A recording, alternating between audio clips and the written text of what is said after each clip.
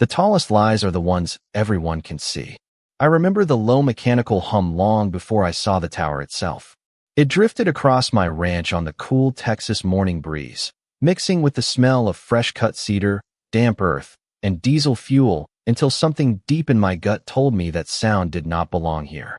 My name is Ethan Carter, and for 42 years, every fence post, every oak tree, every dusty trail on these 1,200 acres had carried my family's name. My grandfather carved this ranch out of unforgiving hill country limestone with calloused hands after returning from World War II.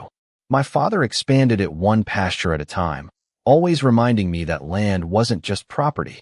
It was memory. It was responsibility. It was the one thing you never borrowed from your children because you were only keeping it safe until they inherited it. That's why the sight waiting beyond the North Ridge stopped me cold. Rising nearly 200 feet into the pale morning sky stood a brand-new steel cell tower, its red aviation lights blinking lazily above the mesquite trees as if it had ruled the horizon forever. Thick concrete foundations covered the hill where my father once taught me how to read deer tracks.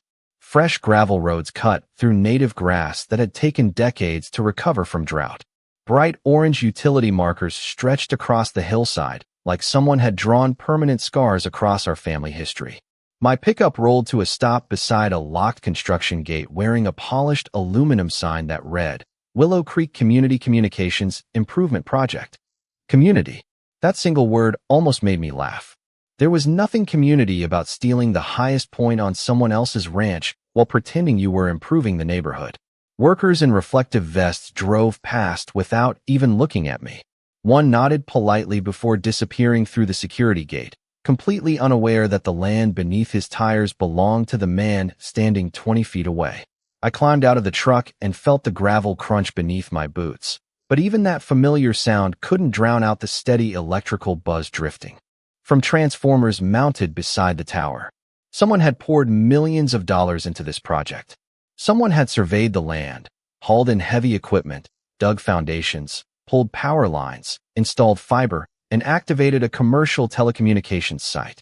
And somehow nobody had ever bothered to ask the owner. At first, I honestly wondered if I had missed something. Maybe there had been paperwork buried somewhere in the estate after my father passed away. Maybe some easement I had forgotten. Maybe I was standing in the wrong place. But then I spotted the old windmill barely visible behind the tower, its weathered blades frozen exactly where my father had left them years earlier. He used to tell me that hill would never be sold because it was the heart of the ranch. Looking at that forgotten windmill trapped beneath thousands of tons of steel and concrete, I realized something far more unsettling than simple trespassing. This wasn't a mistake. Somebody had counted on the owner never coming back to ask questions. I stood there for almost 10 minutes without saying a word, letting the wind carry that steady electrical hum across the pasture while memories competed with reality. My father always believed silence revealed more than arguments ever could.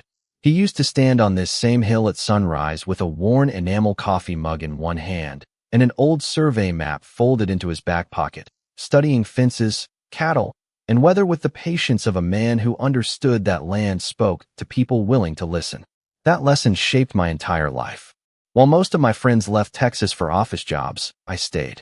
I earned a degree in agricultural engineering from Texas A&M University, then came home because no skyscraper or corporate paycheck could replace watching the first sunlight roll across fields my grandfather had fought to keep.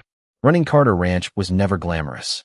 It meant fixing broken water pumps before daylight, repairing fences after storms, balancing feed costs against cattle prices, and spending countless evenings covered in dust instead of sitting behind a polished desk. But every exhausting day carried purpose because every improvement stayed with the land instead of disappearing into someone else's business. My father passed away 4 years earlier after a brief illness, leaving me not only the ranch, but every handwritten notebook he had filled over decades. He documented everything. Rainfall totals going back 30 years. Property tax receipts. Fence repairs. Water well inspections. Conversations with neighboring ranchers. Even small sketches of hillsides and tree lines that only he would have understood. I kept those journals inside an old cedar cabinet in my office because throwing them away would have felt like erasing part of him. The North Ridge always received special attention in his notes. He called it the crown of the ranch because it overlooked nearly every pasture, every pond, and every winding gravel road on the property. Developers had approached him more than once offering generous checks for that hilltop, promising communications equipment, observation towers, even luxury vacation homes. Every offer received the same answer. No. My father believed once you surrendered the highest point of your land, you slowly surrendered everything else that mattered. Looking up at the blinking lights above me, I realized someone had ignored that answer completely. As I walked along the freshly cut access road, I noticed details that made my stomach tighten. Heavy equipment tracks were still pressed into the soft limestone dust. Brand new utility poles stretched toward the county highway. Fresh seed had already been spread across disturbed soil in an attempt to make the construction scars disappear. Whoever managed this project had invested serious money, careful planning, and months of work. They had simply built an entire commercial operation on the assumption that nobody would question where the ground beneath it actually belonged. Then I reached the property marker. Half buried beneath a pile of crushed rock was the original brass survey pin my grandfather had installed decades ago. I brushed away the dirt with my boot until the weathered engraving appeared. Carter Ranch. Section 4. Boundary Corner. The marker had never moved. The property line had never changed. Only someone else's. Confidence had. I photographed the brass survey marker before anyone could touch it again, slipped my phone back into my pocket, and drove straight toward the Willow Creek Estates clubhouse. The difference between my ranch and that neighborhood always felt strange. One side of the county smelled like cedar, livestock, and open fields. The other smelled like fresh mulch, decorative flowers, and expensive lawn treatments that somehow made every yard look exactly the same. Perfect sidewalks curved between identical houses while sprinklers clicked in neat rhythm across emerald grass. Even the mailboxes looked as though they had been measured with rulers. At the center of it all stood the clubhouse, wrapped in white stone with oversized columns that tried very hard to look important. Inside, the air carried the scent of polished wood, fresh coffee, and vanilla candles. Framed photographs celebrated neighborhood awards, holiday festivals, and ribbon cuttings that praised the board for its commitment to community excellence. Behind a large reception desk sat the woman whose signature appeared at the bottom of nearly every public notice I had already seen that morning. Victoria Langford looked exactly like someone who believed she had never made a mistake in her life. Her tailored cream-colored jacket matched the carefully decorated office around her, and she smiled with the practiced confidence of a successful real estate broker greeting another potential client. That smile lasted exactly 3 seconds after I introduced myself. The moment I said the words Carter Ranch, her expression tightened almost invisibly before returning to polite professionalism. She folded her hands across a leather portfolio and invited me to sit as though we were discussing landscaping instead of a commercial structure standing on my family's property. I remained standing. I asked a simple question. Why was there a communications tower on my land? She did not look surprised. Instead, she leaned back comfortably and spoke with the calm certainty of someone who believed the conversation had already been 1 month earlier. She explained that the project was part of a regional infrastructure partnership designed to improve emergency communications, property values, and wireless coverage for the surrounding communities.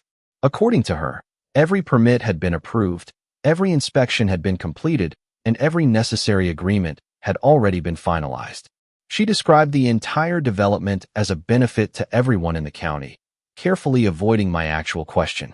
I asked again, who gave permission to build on Carter Ranch?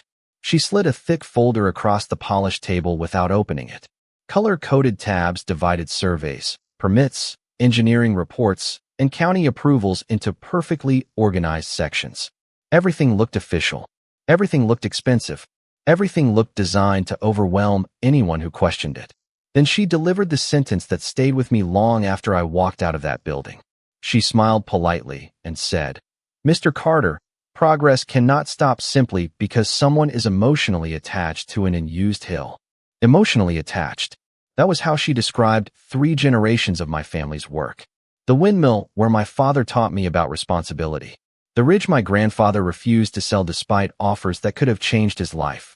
To her, it was simply an unused hill standing in the way of development. As I turned toward the door, I noticed a framed aerial rendering hanging beside the conference room. It showed the completed neighborhood expansion, walking trails, decorative ponds. And right there on the highest point overlooking every home stood the same tower blinking confidently over land that was still labeled on every county map as Carter Ranch. They had not hidden what they were doing. They had simply convinced themselves that nobody with the right to object would ever appear. I spent the next 2 weeks doing exactly what every reasonable property owner is supposed to do. I visited the county planning office before sunrise, carried copies of my deed from one counter to another, and waited through long lines while fluorescent lights buzzed overhead and the smell of old paper, printer toner, and burnt coffee filled every hallway. Every employee treated me respectfully, but every conversation ended the same way. The permits had been approved. The inspections had been completed. The project appeared to satisfy every construction requirement on file. One clerk even rotated his monitor toward me and pointed to a digital map showing the tower surrounded by green approval marks. Looking at that screen, you would have believed everything had been handled perfectly. The only problem was that nobody seemed interested in confirming whether the ground beneath those approvals actually belonged to the people who claimed to have permission. I hired a local attorney with decades of experience handling land disputes across Central Texas. His office overlooked the courthouse square, and shelves filled with leather law books lined every wall. After studying my documents for nearly an hour, he slowly removed his reading glasses and admitted that the situation was unusual. He believed my deed looked solid, but he also warned me that undoing a completed commercial project could take years if multiple agencies and private companies had relied on existing permits. His advice was practical. Gather every record before filing anything. Do not make emotional decisions. Let the paperwork tell the story. That sounded simple until I returned to the ranch. Every morning the tower reminded me that somebody else was already benefiting from land they did not own. Maintenance trucks arrived with predictable routine, climbing the gravel access road, carrying replacement equipment and inspection tools. Utility contractors checked electrical cabinets. Fiber technicians opened underground vaults. White pickup trucks with company logos I had never noticed before parked beside the security fence while employees completed service reports on tablet computers. None of them acted like trespassers. They behaved exactly like workers performing ordinary maintenance at a legitimate commercial site, because that was what every document in front of them appeared to show. One afternoon, I watched a telecommunications technician unlock the equipment shelter, connect diagnostic equipment, and smile with satisfaction before speaking into his radio. The network upgrade had been successful. Customers across several nearby towns now had stronger service because of that location. The irony settled over me like the afternoon heat. My family's hill had become valuable enough to improve communications across half the county, yet somehow nobody believed it was valuable enough to ask permission before using it. Then another detail caught my attention. A black luxury sport utility vehicle rolled through the construction gate, and Victoria Langford stepped out wearing sunglasses and carrying a folder stamped with the logo of a national wireless company. She shook hands with two executives, posed for photographs beside the tower, and laughed as someone pointed proudly toward the blinking antennas overhead. They were celebrating. Whatever agreement had been signed was already producing results worth smiling about. Standing behind an old cedar tree on the edge of my pasture, I realized I had been asking the wrong question from the very beginning. I kept trying to understand how they had built the tower. The better question was why everyone seemed so confident that nobody would ever challenge the business taking place on top of my family's hill. I stopped chasing permits and started chasing history instead. Every evening after feeding the cattle, I carried another dusty storage box into my father's old office, where the fading smell of cedar shelves, leather binders, and machine oil still lingered exactly as he had left it. Outside, the steady hum from the tower drifted across the pasture like an unwanted reminder that time was working for everyone except me. My attorney called twice that week with updates that were more discouraging than helpful. Every agency he contacted insisted the project had been approved through the proper channels. The wireless company maintained that it had relied on certified documentation before construction ever began. The county believed the surveys submitted during the application process accurately represented the site. Nobody appeared dishonest. They simply trusted paperwork created by someone else. That realization changed everything. If every person involved was depending on the same documents, then somewhere, Those documents had to begin with a single assumption that nobody had questioned. I pulled faded maps from cardboard tubes, unfolded yellowed engineering drawings across my father's workbench, and compared handwritten property notes against modern satellite images until midnight blurred into early morning. Coffee grew cold beside me while crickets sang through the open window, and an old ceiling fan pushed warm Texas air around the room. The deeper I searched, the stranger the story became. Every tax statement listed the North Ridge as active ranch property. Every insurance policy included that hill within the insured acreage. Every grazing lease referenced the same boundary markers my grandfather had installed decades earlier. Nothing suggested the land had ever changed ownership. Yet somehow an entire commercial operation now stood there as though history itself had quietly disappeared. Friends stopped by to check on me, and more than one suggested I should simply negotiate a settlement and move forward. One neighbor even joked that having a communications tower nearby probably improved his cellular service. I forced a smile, but inside I knew this had never been about stronger reception or modern technology. If I accepted someone else's version of ownership simply because enough paperwork had accumulated around it, then every lesson my father had spent a lifetime teaching me would mean nothing. Late one Friday afternoon, I visited the county archives, a quiet brick building tucked behind the courthouse where decades of surveys, easements, and handwritten plats rested inside climate-controlled shelves. An elderly records clerk recognized my family name immediately and smiled as she disappeared into the back room. When she returned, she placed several oversized record books onto a wooden table with remarkable care. Dust floated through narrow beams of sunlight while thick pages turned beneath my fingertips, each one carrying signatures from surveyors, ranchers, commissioners, and landowners whose decisions had shaped this county long before Willow Creek Estates existed. Hours passed without discovery, but I refused to leave. Then, just as the clerk announced they would be closing in 15 minutes, I noticed a reference number scribbled beside one of my grandfather's original boundary surveys. It pointed toward another volume stored in a different section of the archive. The book looked ordinary, its faded green cover worn smooth by decades of handling. I opened it expecting another routine land record. Instead, the first page contained a handwritten agreement dated nearly 60 years earlier, and before I finished reading the opening paragraph, I realized my father had not merely protected that hill. He had protected something far more valuable than the land itself. The document was not a deed, a survey, or even a property map. It was a utility access covenant recorded in 1964 between my grandfather and the county, back when telephone lines still crossed ranches on wooden poles instead of fiber buried beneath highways.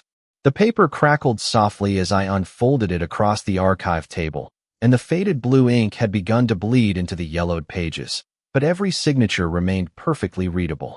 My grandfather had agreed that any public or private utility company could request access to the North Ridge for communications equipment under one condition that appeared 3 separate times throughout the agreement. No permanent commercial installation could occupy that hill without a negotiated land lease executed directly with the legal owner of Carter Ranch. It did not matter who obtained construction permits. It did not matter who approved engineering drawings. It did not matter how many agencies supported the project.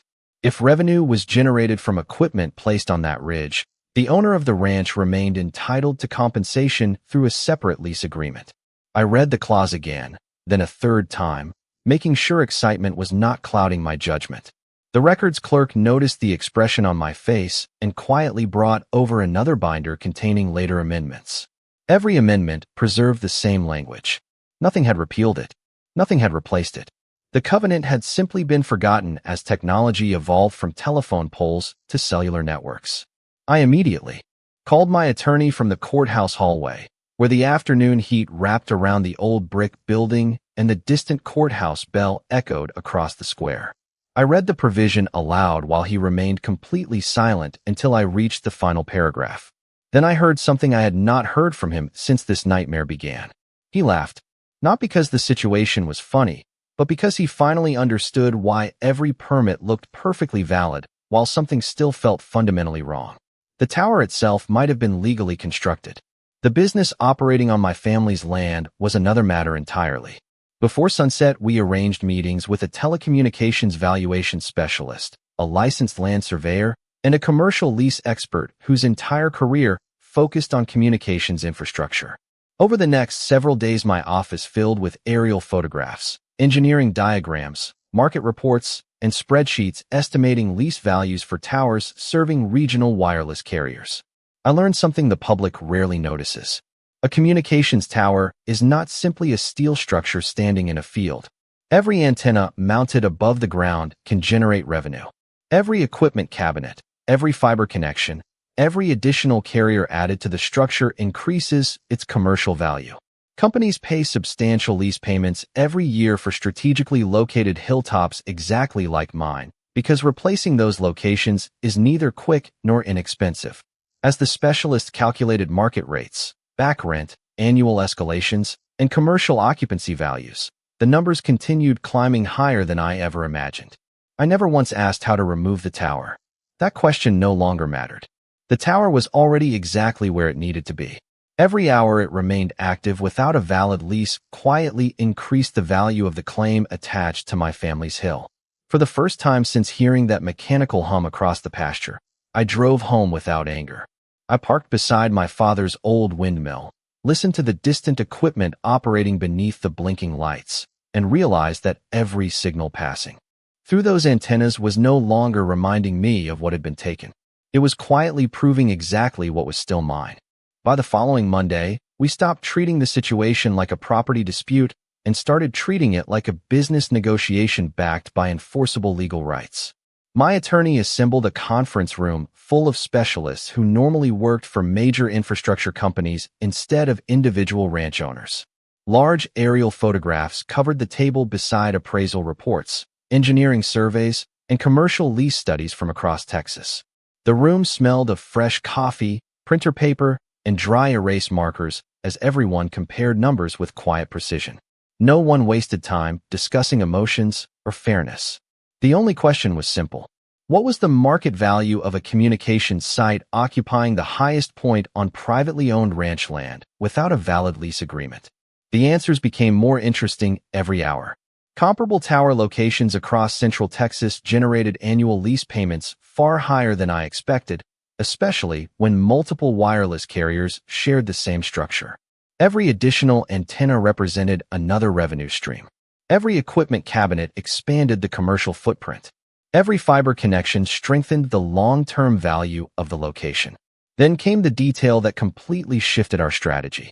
The lease specialist explained that companies operating critical communications infrastructure almost never relocate functioning towers unless absolutely necessary. The engineering costs, regulatory approvals, environmental reviews, and network planning required to replace one active site could easily exceed years of lease payments. My attorney looked across the table and smiled for the first time since I hired him. We were not holding a demolition request. We were holding leverage.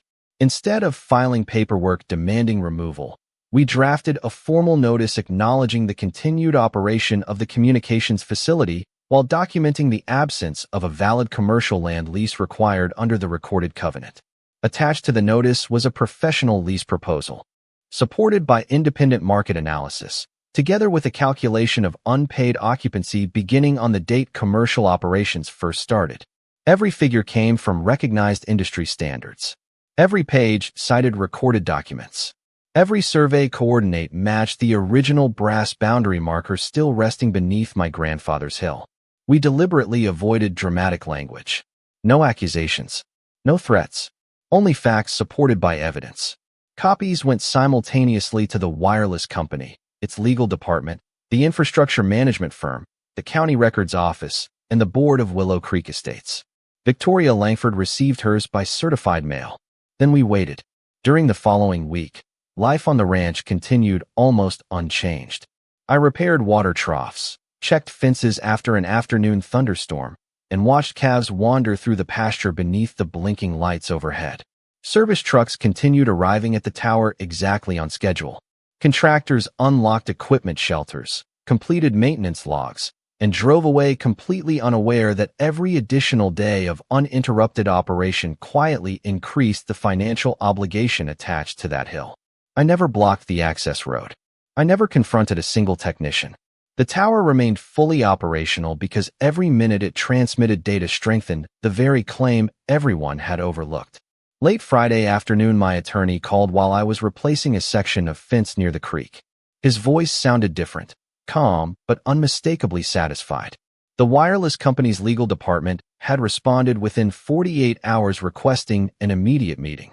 Not to argue about ownership, not to debate permits. They wanted to discuss lease terms. I leaned against the weathered fence post my father had installed years earlier and looked toward the tower rising above the cedar trees. The same mechanical hum drifted across the evening air, but this time it no longer sounded like someone else's victory. It sounded like a meter quietly recording exactly how valuable my family's hill had always been. The meeting took place inside a glass conference room, overlooking downtown Austin, where floor-to-ceiling windows reflected a skyline built on contracts, permits, and carefully negotiated agreements. Around the polished table sat representatives from the wireless company, their outside counsel, 2 executives from the infrastructure management firm, my attorney, our lease specialist, and me. Victoria Langford arrived 10 minutes late, carrying the same leather portfolio she had slid across the clubhouse table weeks earlier. She greeted everyone with practiced confidence until she realized the discussion was not about defending construction permits. It was about commercial leasing. One executive opened the meeting by explaining that the company had relied on documentation provided during site acquisition and had invested millions of dollars into equipment, fiber connections, backup power systems, and regional network integration. My attorney nodded politely and agreed with every statement. Then he quietly placed the original 1964 utility covenant in the center of the table beside certified copies of the recorded amendments and the independent land survey. The room became noticeably quieter. Nobody questioned the authenticity of the documents because they had already verified them before the meeting began. Instead, the conversation shifted to the only issue that still mattered. The tower was legally built.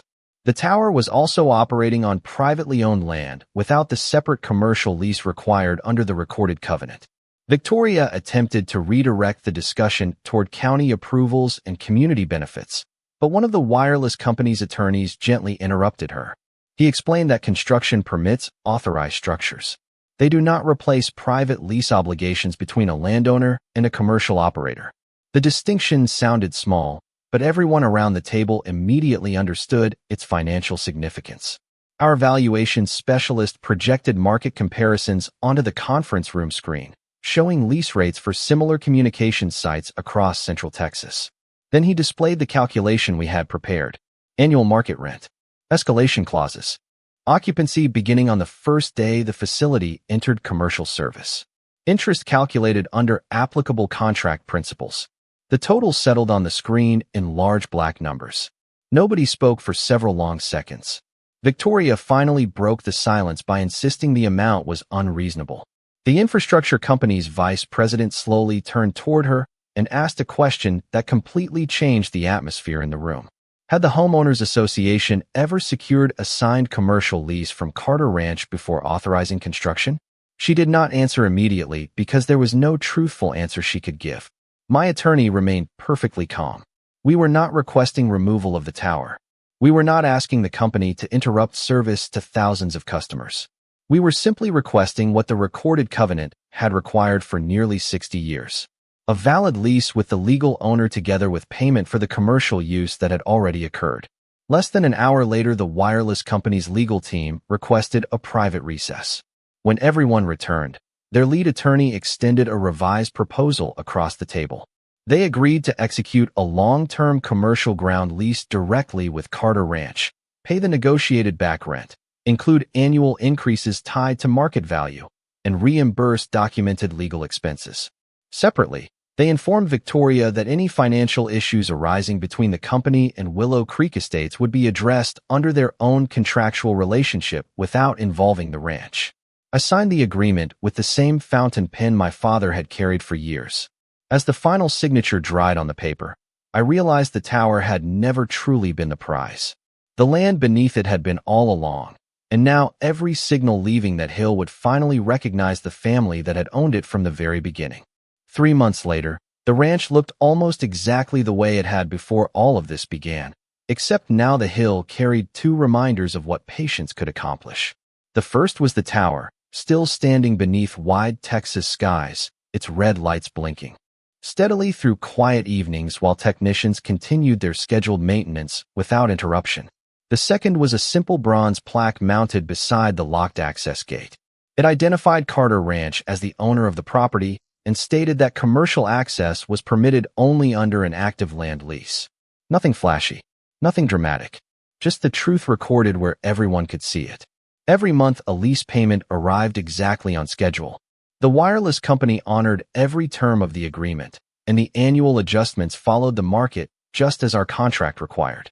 Those payments repaired aging fences, modernized irrigation equipment, restored several stock ponds after a dry summer, and funded scholarships through the local agricultural program in my father's name.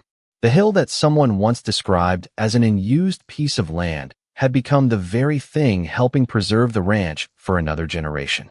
Willow Creek Estates changed as well. News spread quietly through the county, not because anyone enjoyed gossip, but because real estate professionals pay close attention when contracts fail to match recorded property rights.